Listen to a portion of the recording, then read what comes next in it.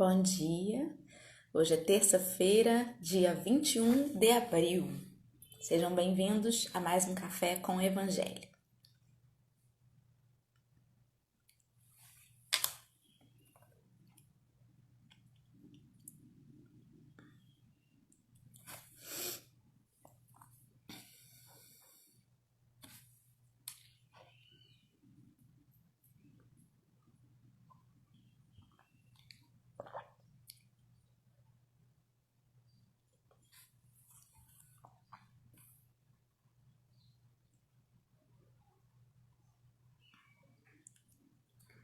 Será que meu vídeo travou? Ah, não, tá agora começando a aparecer. Bom dia, pessoal.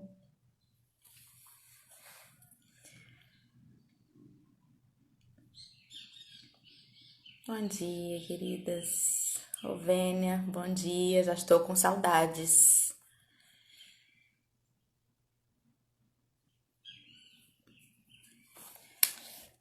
Bom dia a todas.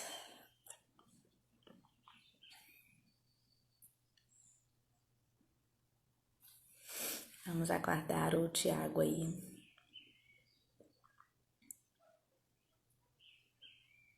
Seja bem-vinda mais uma vez, Nelly. Que você retorne sempre conosco.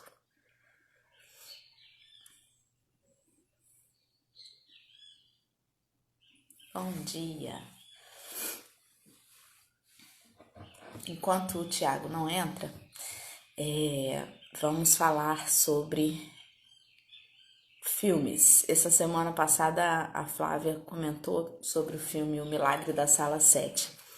Eu fui assistir, botei na televisão para assistir e, meu Deus, como chorei, gente. Olha, não recomendo, não. Se você não tiver bem, não assista, porque baixou minha energia assim de uma maneira. O filme é lindo, sem dúvida, mas eu não estava equilibrada para assistir, não. É um drama assim pesado. Mas agradeço a indicação aí, mas eu reforço que assistam apenas aqueles que acharem que, que aguentam mesmo, porque é pesado. Em compensação, ontem assisti um documentário chamado Quando Falo de Chico, eram 4 jornalistas, biógrafos que conviveram com o Chico e conversavam sobre ele, né? Nossa, que delícia de filme, de narrativa, muito, muito, muito gostoso, muito bom.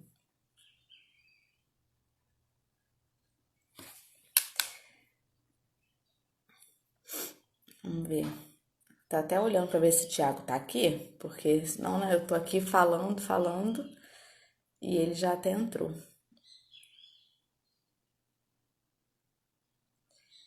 Vamos aguardar mais um pouquinho. Ele ontem fez uma participação no Home Office Espírita, que é um projeto muito bacana que está acontecendo no YouTube da Rede Amigo Espírita. E bem legal, feito pela juventude espírita aí do momento. Quem tiver a oportunidade de assistir, é todos os dias, de segunda a sexta, às 9 da noite. Aí tem uma galera muito especial lá. O Jean, que esteve com a gente, que é do blog Um Gay Espírita, ele também já esteve por lá. O Tiago também. Tem um pessoal muito bom, muito caprichado. Bom dia, pessoal, bom dia. Tô aqui no meu monólogo, esperando o amigo entrar. Vamos ver. Vamos esperar um pouquinho enquanto isso. Vamos. Se é na Netflix, Valéria, então, eu não sei, porque eu vou te falar que eu não sei mexer muito bem nessas coisas de internet, não. É Henrique que baixa pra mim. Eu acho que ele se arrependeu de botar o Milagre da Sala 7 de tanto que eu chorei. E aí ele falou assim, vamos ver algo que possa alegrá-la, né? E aí ele procurou esse do Chico. Quando falo de Chico, nossa, mas é bom demais, bom demais. Ele inclusive assistiu comigo, ele não é espírita. E ele disse que Chico realmente não existiu, né? Chico sendo o que foi Chico, e mesmo assim a gente parece que ele passou por aqui e a gente pouco aprendeu com ele, né? E aí eu me lembro de Jesus. Se Chico foi essa imensidão, o que não foi Jesus, não é? Entre aqueles que tiveram a oportunidade da convivência com ele na carne. Nossa, meu Deus, se eu me encanto com o Chico num documentário de algo que ele estava mais perto da gente, né? Em questão de calendário, assim, vamos dizer. E eu estive encarnada enquanto Chico esteve aqui, fui contemporânea dele, embora não o conhecesse. Então, eu fico imaginando aqueles que conviveram com Jesus. Meu Deus, como que devem, né? Deve dar uma agonia, uma vontade imensa de fazer com que todos conheçam mesmo, né? Tiago chegou. Vamos lá, deixa eu chamá-lo.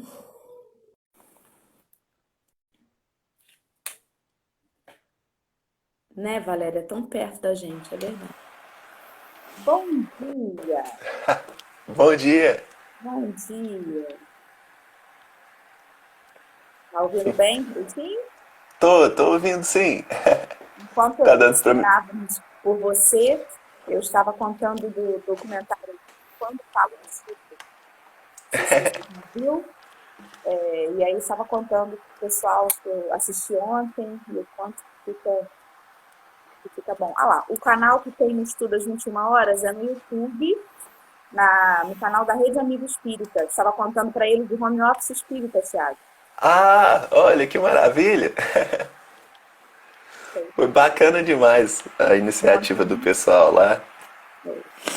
nem sempre eu posso participar ao vivo, porque é um horário complicado aqui com criança em casa, mas sempre estou lá depois assistindo e revendo, e é um barato. Apresente-se para o pessoal aí que ainda não te conhece. Bom, pessoal, bom dia. Eu sou o Thiago, eu sou de Minas Gerais, sou mineiro, sou de Uberlândia, da terra do Alexandre Pires. É, eu gosto muito de estudar o Evangelho. Eu participo aqui na nossa cidade de um estudo que chama Estudo Minucioso do Evangelho de Jesus, onde nós pegamos um versículo e aí a gente esmiuça ele. A gente fica um mês em um versículo só, que é uma questão aqui que o pessoal de Minas gosta bastante, o pessoal da União Espírita Mineira. E aí eu participo também do NEP Paulo de Tarso, que é do grupo do Arthur Valadares, da Flávia, e eu sou responsável pela série do livro Boa Nova, que é aquele livro do Humberto de Campos com 30 capítulos sobre os bastidores da vida de Jesus. E é isso, eu gosto de falar de Jesus. Que bom.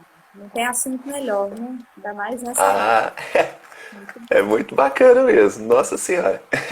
Muito bom. Bom, hoje a gente vai dar sequência no capítulo 5, que a gente está estudando todos os dias um pouquinho, né, o Evangelho. E hoje nós vamos falar sobre os itens 26 e 27. Né? A gente vai ler e conforme a gente lê, a gente para e vai comentando. O Tiago escolheu ficar com a prece final, saúde, Oh, amém. e eu vou fazer a inicial então, tá bom? Certinho.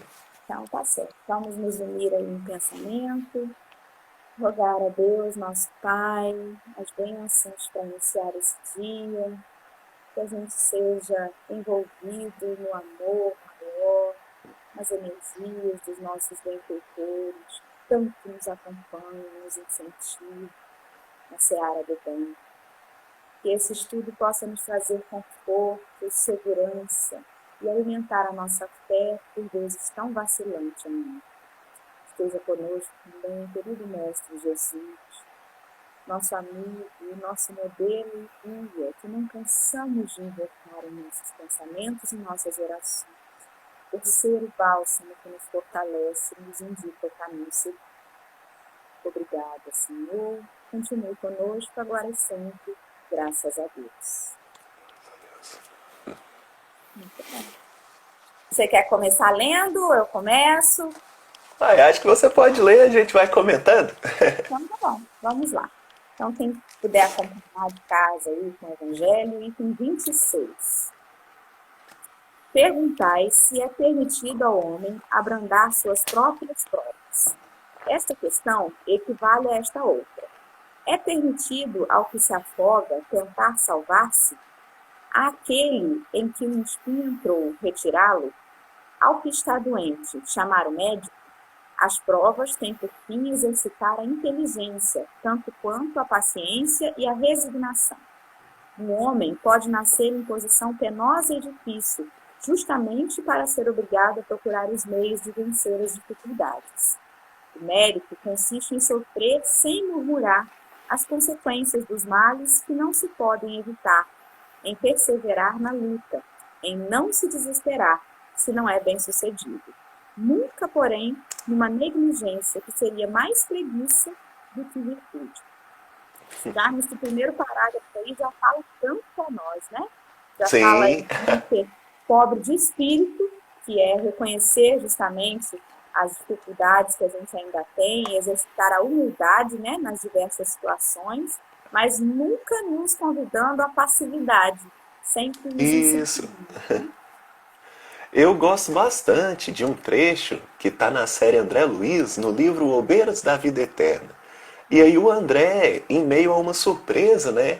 Ele diz assim, num atendimento a um rapaz que chama Domênico. E aí ele tipo conversa, enquanto o interlocutor do texto, né? Ele conversa conosco. E ele vai dizer assim, ó, mais uma vez reconheci que a prece é talvez o poder máximo conferido pelo Criador à criatura. Então é ele colocando ali no meio do livro como se fosse uma intervenção poética, né? Mostrando para nós, olha pessoal, daqui do plano espiritual eu tenho uma percepção diferente da oração. E eu percebo quanto ela é eficaz e poderosa no nosso contato com Deus. Então aqui, quando vai falar acerca desses pedidos, né, que seria como aquele que se afoga e busca salvar-se, uma oração cabe nesse sentido também. Porque às vezes nós pensamos que Deus é uma máquina com uma ação fixa e que Ele não se condói com as nossas dificuldades e que Ele não é afetado pelos nossos pedidos. E aqui a gente vê que não é bem assim. Então a gente olha o André Luiz colocando esse apontamento, né, e fica assim bastante alegre, porque nós sabemos que nossas preces são atendidas sim, né?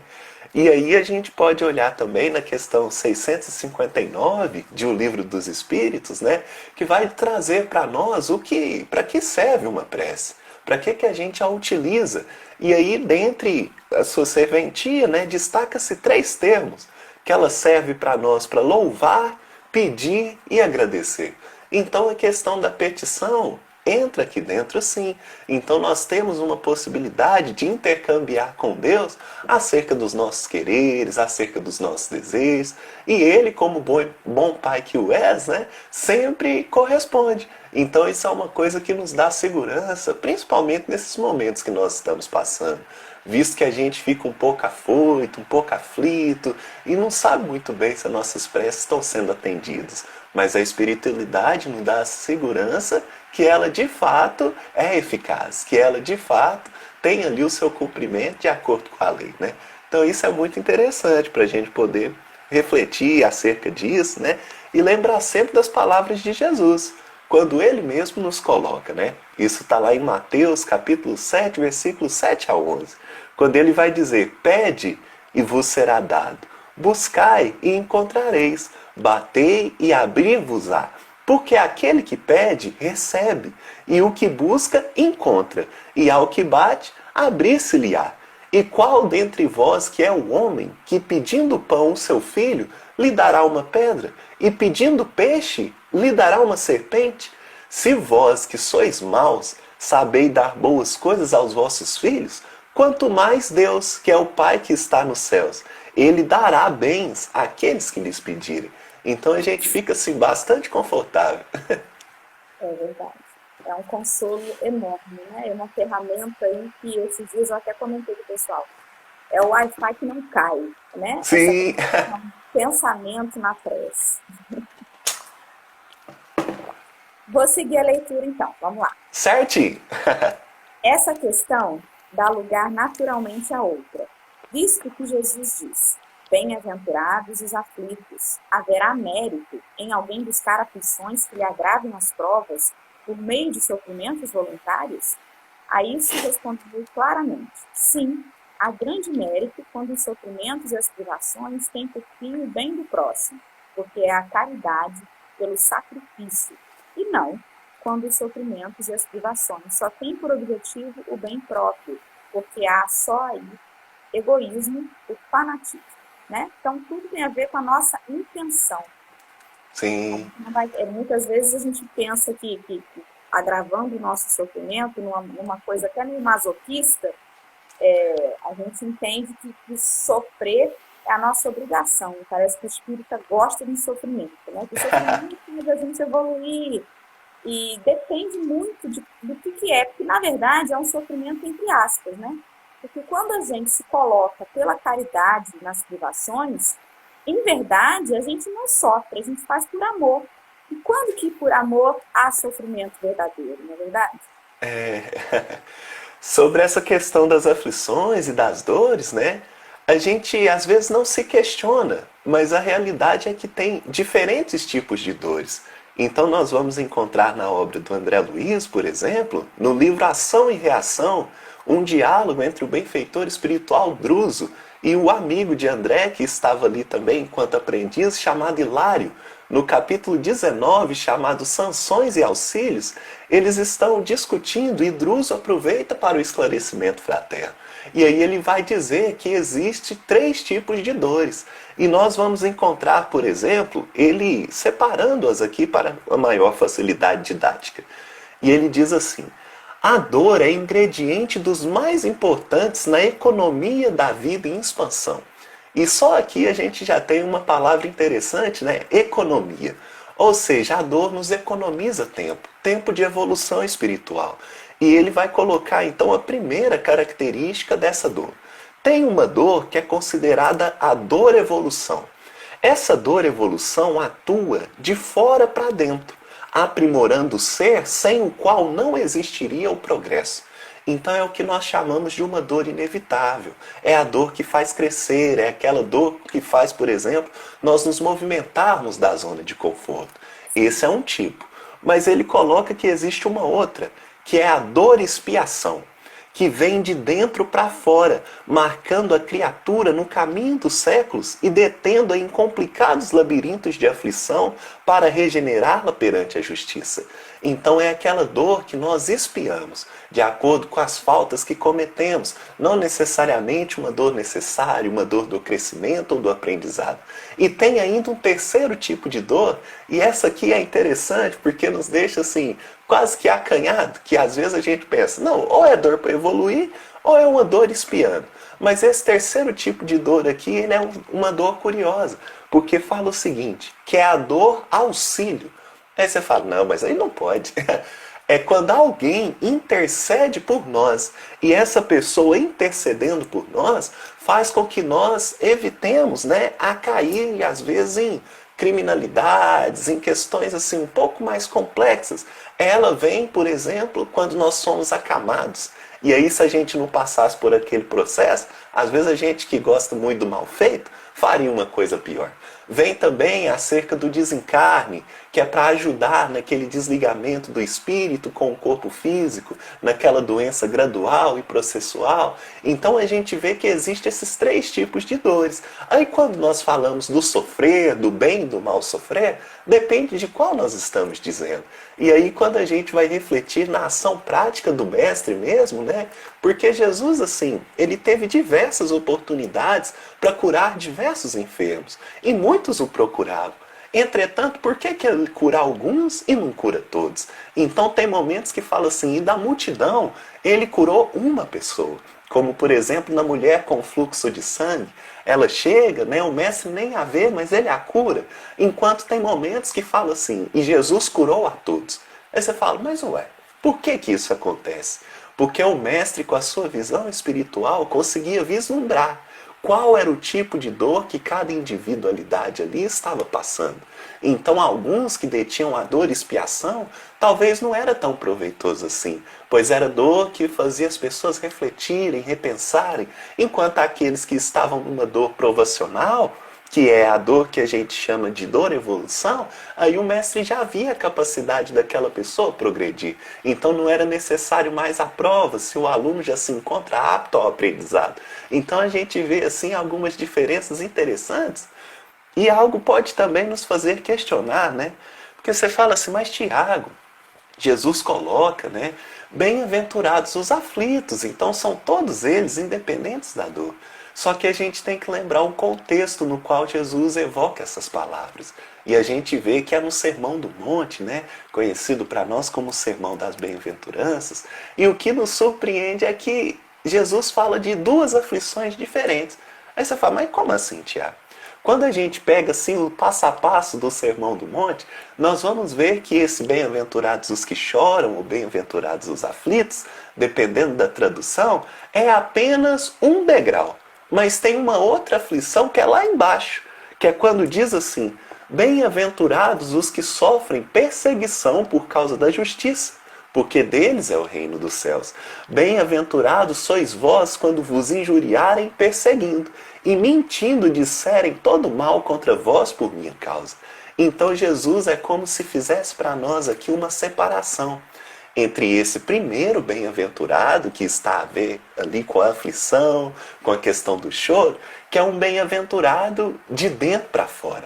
Ou seja, você só chora, e chorar mesmo no ato fisiológico, né? As lágrimas saem de dentro para fora. Então é uma dor que está em você. Enquanto essa aqui do final é diferente. É uma dor que te fazem sofrer. Porque é quando vos injuriar, é quando vos perseguir. Então nesse momento Jesus coloca, né? Alegrai-vos, porque grande é a vossa recompensa no céu.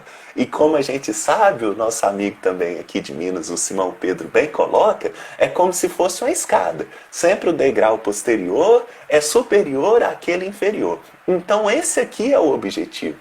Quando eu padecer aflições por conta de Jesus e não por conta de mim.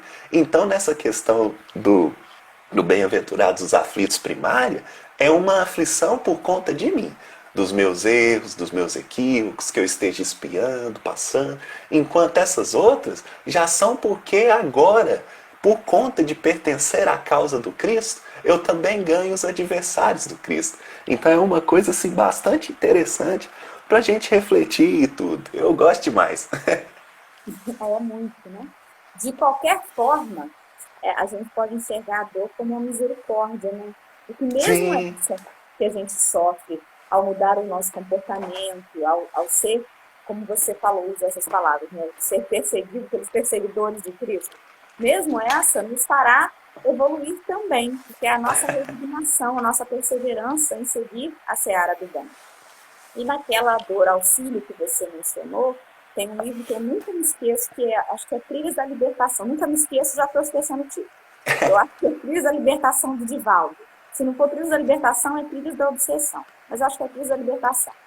E que ele conta a história de um médium chamado Davi, que não estava ainda à época dele desencarnar, mas que ele se desvirtuou tanto do caminho dele, da missão dele, que por misericórdia os benfeitores solicitaram que ele retornasse previamente. Foi a primeira vez que eu li sobre isso, e isso me marcou muito, né? Que é como você falou, às vezes você cai acamado numa situação porque provavelmente seus benfeitores já estavam prevendo que você ali na frente ia dar uma escapada que pudesse prejudicar muito a reencarnação, sim. comprometer demais. Então, de qualquer forma, toda dor, ela tem uma consequência no futuro que é positiva. E é nisso que a gente tem que focar, no olhar na frente. Porque às vezes a gente se prende muito na dor, no momento presente, e não consegue perceber o quanto que isso está ali importante para aquele nosso momento. Só depois que passa é que a gente olha para trás e reconhece a importância daquele momento difícil para que a gente seja hoje quem a gente é. E a dor é sempre uma balança divina, né? Ela sempre nos posiciona quando nós saímos da rota. Então, sempre quando a gente está por um caminho, né? E aí, de alguma forma, a gente fica um pouco alheio à lei, aí a dor vem e, como uma mãe amiga, vai nos reposicionando na rota correta. Então, é muito interessante. A nossa amiga Valéria perguntou qual foi o livro de André Luiz que cita essas dores que você mencionou. Ah, sim. Deixa eu pegar aqui só um minutinho, por favor. é no livro Ação e Reação, capítulo 19, Sanções e Auxílios. Muito obrigada, meu amigo. De nada. Continuar aqui, então, vamos lá. Há que se fazer aqui uma grande distinção. No que vos diz respeito, pessoalmente, contentai-vos com as provas que Deus vos manda, e não lhes aumenteis o volume, já de si por vezes tão pesado. Aceitai-as sem queixumes e com fé, eis tudo o que ele vos pede. Não enfraqueçais o vosso corpo com privações inúteis e macerações sem objetivo, pois necessitais de todas as vossas forças para cumprirdes a vossa missão de trabalho na terra. Torturar e martirizar voluntariamente o vosso corpo é transgredir a lei de Deus, que vos dá meios de o sustentar e fortalecer. Enfraquecê-lo sem necessidade é um verdadeiro suicídio. Usai, mas não abuseis, tal é a lei. O abuso das melhores coisas traz a sua punição nas inevitáveis consequências que acarreta. É uma condenação aos excessos, né? Exatamente. Então, às vezes, quando a gente não tem o tato adequado, né? Só que o que é interessante disso tudo é que nós conhecemos uma máxima que diz assim, que Deus não dá o fardo maior do que possamos carregar, né? Só que aí quando a gente vai fazer uma pesquisa, é uma coisa assim, muito curiosa. Porque essa frase, por mais que nós atribuamos ela à Bíblia, ela não é bíblica. Então quando a gente pega, hoje com a tecnologia é fácil da gente fazer, a gente dá aquela busca, né? E procura lá, Deus não dá o fardo maior do que possamos carregar. E nós não achamos. Isso na verdade é uma exegese. Ou seja, é uma interpretação do texto sagrado. E eles vão interpretar um versículo da carta de Paulo aos Coríntios, a primeira delas, que é o capítulo 10, versículo 13, onde o Paulo vai dizer assim: não veio sobre vós tentação, senão humana, mas fiel é Deus, que não vos deixará tentar acima do que podeis. Antes, com a tentação, dará também o escape, para que possais suportar. Então é essa a frase que as pessoas se utilizam para poder dizer que Deus não dá fardo maior do que a gente consegue carregar. É onde Paulo diz que Deus nunca envia a nós um problema ou algo que vai ser uma tentação onde nós possamos realmente cair. Mas Ele sempre dá ali o suporte, o amparo. Só que aí quando nós fazemos uma reflexão bíblica assim profunda, né, eu gosto bastante de assim fazê-lo, a gente percebe que parece que os textos se chocam, porque se o Paulo, com essa fundamentação, diz que nós não temos fardos maiores do que conseguimos carregar, como que Jesus diz assim: vinde a mim todos vós que estáis sobrecarregados? Aí você fala, uai, parece que aqui a gente... Uai não, né? Uai só os mineiros. Às vezes nos estudos, quando eu falei, Jesus falou uai, isso. Tiago, mas Jesus era mineiro? Aí eu, pode ser. Mas aí a gente prossegue na reflexão. E aí a gente para pensar o seguinte: mas poxa vida, se o Paulo fala que não tem fardo maior do que a gente consegue carregar, como que Jesus vai dizer, né, lá em Mateus capítulo 11, versículo 28, vinde a mim todos vós que estáis cansados e sobrecarregados, que eu vos aliviarei. Parece até que tem um erro aqui, um furo bíblico. Mas quando a gente vai parar para pensar a palavra sobrecarregado, é como se fosse um caminhão, né? Então a gente tem aqueles pesos, aquelas balanças de caminhão na estrada, aí passa no pedágio assim, né? Aí o caminhão para lá naquela balança e às vezes dá uma sobrecarga no eixo. Ou seja, é quando o peso está maior sobre aquelas rodas ali, mais do que o suportável. Quando Jesus fala que a gente tem essa sobrecarga, aí a gente faz uma análise simples, que é assim: bom, se Deus não põe carga maior do que eu posso carregar, só tem um lado dessa balança que pode sobrecarregar ela, né? Que é no meu livre-arbítrio, que sou eu. Então é quando eu me imponho sofrimentos que são maiores do que aqueles que eu preciso passar. E como você fundamenta isso, Tiago? A gente tem um exemplo assim marcante na literatura do Colégio Apostólico, que é o exemplo do nosso amigo Simão, o Simão Pedro. Então, para quem não sabe, o Simão Pedro ele era de um temperamento assim um pouco difícil, Um rapaz enérgico, que se achava assim um pouco muito bonito, mais do que os outros no colégio apostólico, mas ele tinha lá os seus motivos. Jesus podia morar em qualquer casa, mas mora na dele, em Cafarnaum. Então Simão, ele se achava assim, enquanto líder, enquanto alguém responsável, ele sempre se posiciona como alguém que era em destaque aos seus amigos ali do colégio apostólico. Então a gente vai encontrar, por exemplo, certa vez quando Jesus pergunta, né? Simão é um dos primeiros a responder. Quando nós estamos na Santa Ceia, por exemplo, todos os discípulos humildes e Jesus começa a lavar os pés deles, né? Simão é o único que diz, mas mestre, isso é um absurdo. Eu não vou permitir, porque se eles deixam, eu não vou deixar. Você não pode se vestir como um servo e tudo. E naquele episódio, Simão já dá uma mostra de como ele era assim um pouco mais vaidoso e orgulhoso. Mas aquela noite ela continua e há um momento que Jesus fala, olha, é necessário que o Filho do Homem venha a padecer. E aí o Pedro diz, mas mestre, isso é um absurdo. Eu não permitirei.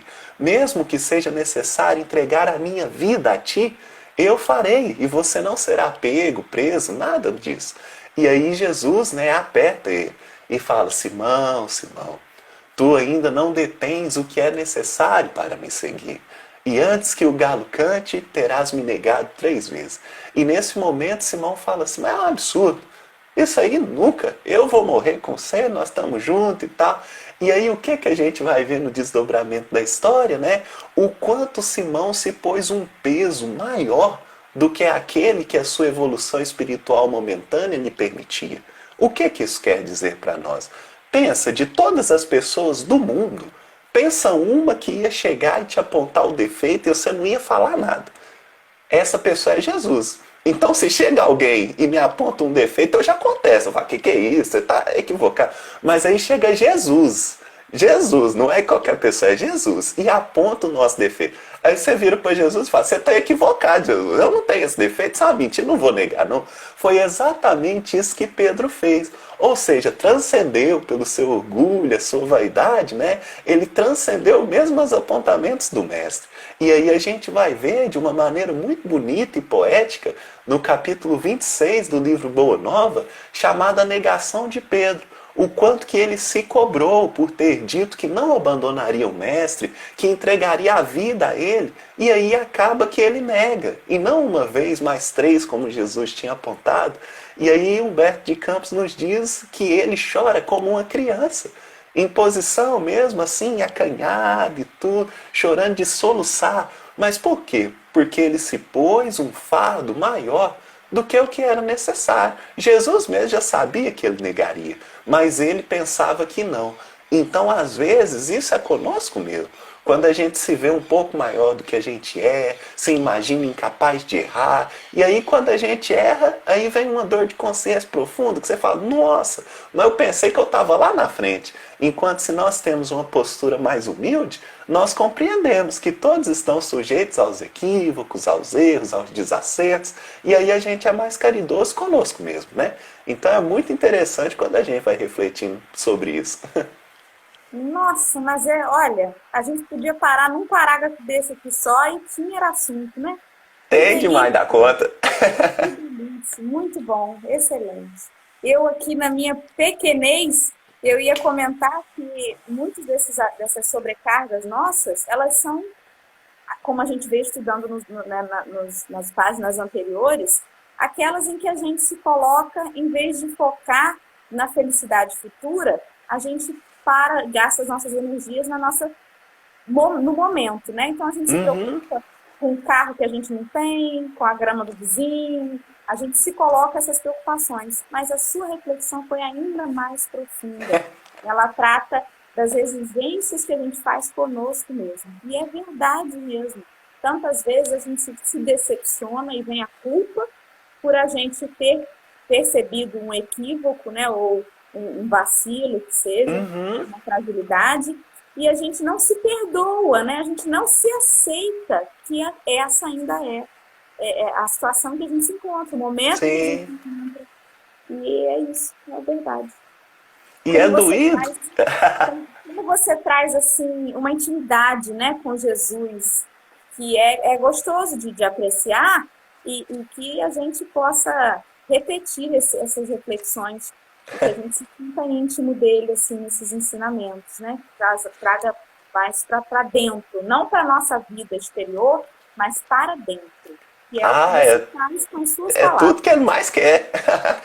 Quando ele fala nas últimas palavras dele, né? Quando tá mais ou menos se despedindo, assim, né? Que a gente fica um pouco acanhado. Mas ele fala, não, deixa disso. Eu não vos chamo servos, pois o servo não sabe o que faz o seu senhor. Tenho-vos chamado amigos, porque tudo que aprendi com meu pai tem compartilhado convosco, né? Então esse pedido de proximidade é do próprio Jesus mesmo. Ele tá doidinho, doidinho para nós falar, vem cá, Jesus, vamos prosear.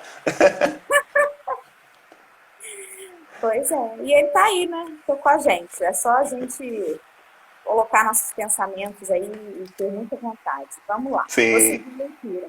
certinho. Muito diferente é a situação quando o homem impõe a si próprio sofrimentos para o alívio do seu próximo. Se suportardes o frio e a fome para aquecer e alimentar os necessitados, e se o vosso corpo disso se ressente, fazeis um sacrifício que Deus abençoa. Vós, que deixais os vossos aposentos perfumados para irdes à mansarda infecta levar a consolação, vós que sujais as mãos delicadas curando chagas, vós que vos privais do sono para velar à cabeceira de um doente, que é apenas vosso irmão em Deus, vós, enfim, que consumis a vossa saúde na prática das boas obras, eis em tudo isso o vosso cilício, verdadeiro e abençoado cilício. Porque as alegrias do mundo não ressecaram o vosso coração, nem adormecestes no espelho das volúpias enervantes da riqueza, antes vos constituístes anjos consoladores dos pobres deserdados. É o sair de si pelo outro, né? E quantas vezes a nossa dor, Sim. ela se torna muito pequena quando a gente deixa ela um pouquinho de lado, percebe que a gente não é o único a sofrer no mundo e se coloca à disposição do outro. Eu acho bastante importante a gente dialogar e refletir sobre essa palavra e essa prática mesmo do sacrifício, né? Porque tem muita gente que imagina assim, mas Tiago, o Espiritismo, enquanto uma religião, uma doutrina, né? Não tem ritos, não tem dogmas. Mas como que é essa questão do sacrifício? Porque é correto quando nós dizemos assim, olha, o sacrifício é também uma prática no Espiritismo. Aí você fala, meu Deus, Tiago, isso não pode, o que é isso? Mas é porque nós associamos a palavra sacrifício à morte. Nós associamos isso à questão de animais sendo sacrificados e coisas assim, mas nós não nos recorremos ali à etimologia da palavra. E sacrifício é uma palavra que vem do latim, que é sacro mais ofício. Então, ofício é um trabalho. E sacro vem de santo. E santo, lá da origem, né, que é uma palavra, na verdade, hebraica, que é quando aparece lá Espírito Santo. Santo quer dizer Kodesh. E Kodesh quer dizer separado. Então, em outras palavras, trocando em miúdos, sacrifício quer dizer assim, é um trabalho separado. Aí você fala, mas não estou entendendo, Tiago. É um trabalho separado de nós mesmos. Geralmente a gente faz um trabalho visando apenas o lucro pessoal, né? O que nós chamamos de um trabalho egoísta. Ou então mesmo o nosso trabalho comum, que a gente troca por bens materiais e é necessário. Quem não gosta de um dinheirinho, atira a primeira pedra, né, gente? Mas assim, a gente vê que é necessário um trabalho a mais, um trabalho de sacrifício. Ou seja, de um ofício separado do seu proveito próprio, que é aquele que você dedica ao seu semelhante. Então, qualquer hora que não é apenas para si, é um sacrifício. E é esse sacrifício que o Espiritismo nos pede, através de uma máxima que nós chamamos de caridade. Então, é mais ou menos assim que a gente caminha essas reflexões, né? E Jesus mesmo, ele já dá um entendimento, o pontapé para a gente fazer essa transição. Porque ele vai dizer o seguinte para nós. Isso está em Mateus capítulo 5, versículo 23 e 24, onde ele diz assim, portanto, se trouxeres a tua oferta no altar, e aí se lembrares de que teu irmão tem alguma coisa contra ti, deixa ali diante do altar a tua oferta, e vai, reconcilia-te primeiro com teu irmão, e depois vem e apresenta a tua oferta. Então, o que Jesus está colocando? Olha, gente, Essa oferta que nós fazemos ao templo, esse sacrifício, de nada vale se a gente está às vezes com alguma inimizade, com uma rusga, com alguém magoado conosco, com um perdão por fazer. Porque na verdade verdadeira, o templo real somos nós e o nosso próximo. Então a gente não tem aquele templo que é mais uma estrutura de pedra. Tanto é que Jesus mesmo diz, quando está em Jerusalém, né? Vides esse templo? Pois bem, eu o destruirei e o reconstruirei em 3 dias. E aí tem uma nota do João Evangelista, é até engraçado, que ele faz uma nota como se ele tivesse editado o livro depois. Que ele fala assim, então gente, depois nós foi descobrir que ele falava era do corpo dele. Então você vê que nem os discípulos estavam pegando ali na hora, né? Mas Jesus mostrando para nós essa questão de uma transição. Porque o Antigo Testamento ele consistia em sacrifícios externos, sacrifícios exteriores, enquanto Jesus ele não vem descumprir a lei. Isso é muito importante ser dito. Assim como o Espiritismo não vem destruir a lei, né? É o primeiro capítulo do Evangelho segundo o Espiritismo, só vem apenas ressignificar o que é importante para a gente cumprir. Então, quando Jesus vai falar acerca dos sacrifícios, a gente tem que continuar com eles. Entretanto, aquele animal que eu sacrificava exteriormente, como por exemplo, lá nós temos, né, ovelhas, cordeiros, pombas, agora eu sacrifico em mim. O que isso significa? É pedido um sacrifício animalesco, né? Então nós sacrificamos animais e oferecemos a Deus. Hoje, no Espiritismo, eu faço isso. Mas, Tiago, como assim? Meu Deus do céu, no Espiritismo tem nem bicho. Mas eu preciso sacrificar as partes animalizadas em mim, que estão arraigadas ao pretérito, que estão arraigadas ali aos hábitos menos benfazejos, né? E aí, com isso, eu oferto a Deus. Quando eu sacrifico em mim a minha parte animalizada. E aí eu consigo superar esses instintos. E nós temos um capítulo belíssimo em O Evangelho segundo o Espiritismo, que é o capítulo 10. E lá há uma mensagem, né? E essa mensagem do Kardec, ele vai falar o seguinte, que o cristão não oferece dons materiais, pois que os espiritualizou no sacrifício. Com isso, o preceito ainda mais força se ganha. Então, no Espiritismo há sacrifícios sim, mas são sacrifícios espiritualizados, compreendendo que sacrifício nada mais é do que aquele trabalho separado do nosso próprio proveito. Então, se eu posso ficar dormindo hoje tranquilo, e eu acordei 7 horas da madrugada para me prosear, é um sacrifício. E acho que assim, a gente às vezes pensa que esse sair de si para o outro, né, esse trabalho separado, ele tem que ser da gente sair da nossa casa, ir para o hospital, ir para o orfanato, ir para o asilo. E nem sempre. Você pode sair para esse trabalho fora de si, dentro da nossa casa, né? Ou com a Sim. nossa família. A gente não precisa necessariamente fazer esses grandes feitos, né? Que normalmente a gente até faz questão de contar que a gente está fazendo, que eu ajudo o asilo tal, que eu visito tal lugar, tal entidade. E, na verdade, esses pequenos sacrifícios do lar, aos quais a gente está sendo convidado, especialmente nesse momento a fazer, eles são silenciosos. Eles não... Alô? Sou eu? Voltou, acho que voltou. Sou eu aqui? Será? Não sei, mas acho que deu certo. Qualquer coisa eu entro e tento de novo. Oi? Peraí. Deu certo? Acho que deu.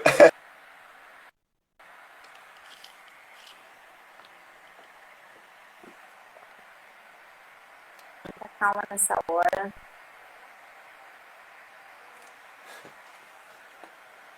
Acho que voltou. Tá voltando.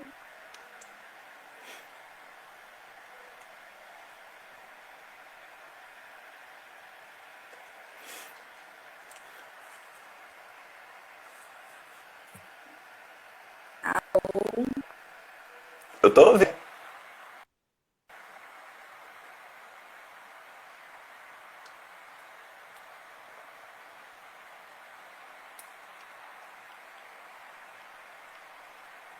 Tô me sentindo agora igual aquele pessoal dos bastidores, dos programas ao vivo, gente. O que é que nós podemos conversar? Alô, alô. Acho que deu certo agora. Acho que voltou.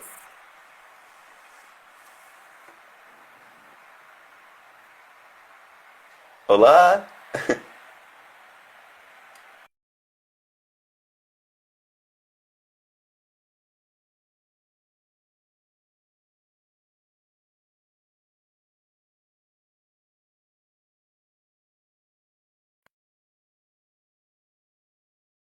Ando.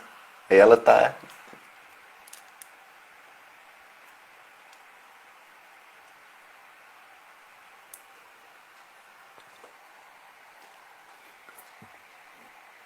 Acho que agora foi.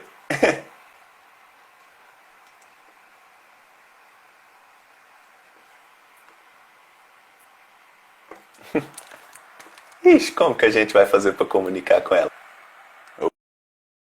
Ouvindo?